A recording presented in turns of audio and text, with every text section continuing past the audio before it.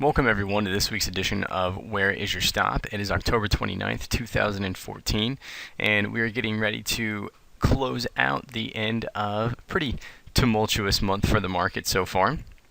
Obviously, things have come back to normal in the U.S. equities markets, but there are still some markets out there that have definitely had a rile and an increase in volatility as of late.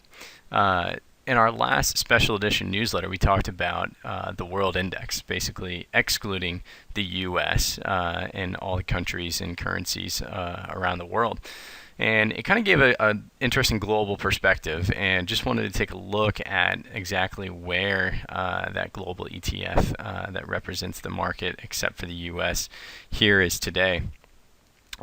So first and foremost, the last real buy signal that we had was back in July of 2013, and essentially, as always, we had that very far stop outside of the noise, and then it moved up very quickly right in here at the end of 2013 and into 2014. And that's because one of the things that we do differently is that as volatility essentially quiets down into a sideways market, we're really forcing that asset to prove itself and to get out of that junk. And so our stops moved up very quickly, in fact, very close to this low right in here. And then the interesting thing happened was that the market then went even quiet from this sideways perspective, but it started to go up.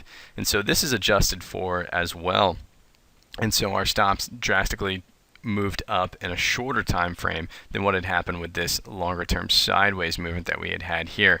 And sure enough, this year in around August, we had gotten stopped out of that position. And in fact, at the same time, pretty rare it happens, but we were stopped out with increased volatility and volume on the downside. And so that ended up giving us a short at the same time that we were stopped out. Stop was way outside the noise and has come down significantly to the point where now we're essentially outside of the liquidity. The market may come back to this break point where there could be sellers and buyers that are wanting to get in and get out at that point, but we are still outside of essentially that liquidity point on that break right there. And we're going to continue to see how far this thing can go down. Maybe it does, maybe it doesn't. As we look at the world index over essentially the past few years, we really get an interesting picture since 2008.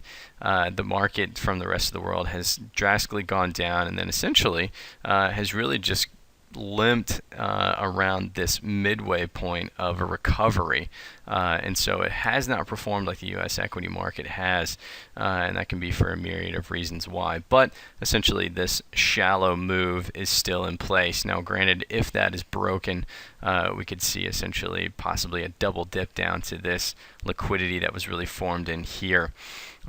So as always, hit us out with any questions or comments that you might have. We got a lot of great responses from everybody who was looking at our special edition newsletter that focused on different countries around the world and currencies as well. If you want us to look at anything else within those, don't hesitate to reach out to us. And to beating random and staying outside the noise, we look forward to talking with you next week.